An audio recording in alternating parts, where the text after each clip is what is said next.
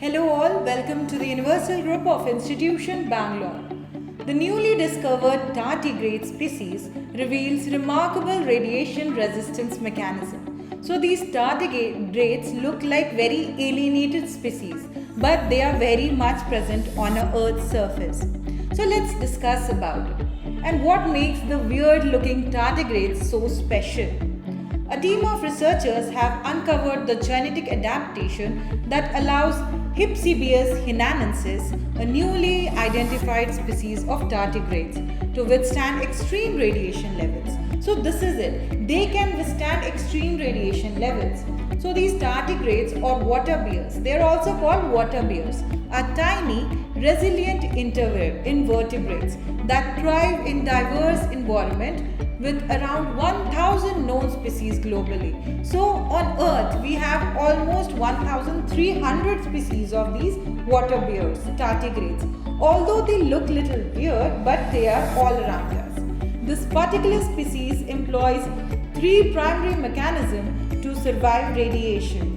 Firstly, it rapidly repairs double-strand DNA break with the help of protein called TRID1. So when there is a double-strand DNA breaks in their body, so they can repair it very fastly with the help of TRID1. Secondly, a gene activates under radiation, producing two proteins vital for ATP synthesis in mitochondria, which may aid DNA repair in tardigrades. Thirdly, it generates numerous antioxidant proteins to neutralize free radicals, preventing cellular damages.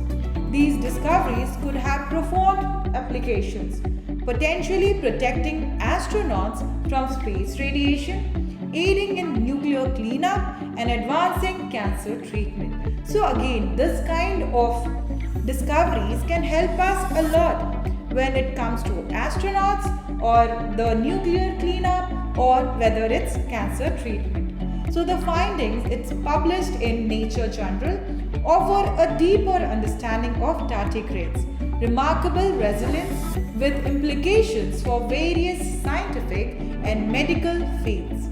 So I hope the topic of tardigrades is clear to you all. They are not any alienated species. They are very much present on our Earth. So that's all for now. Stay tuned with us.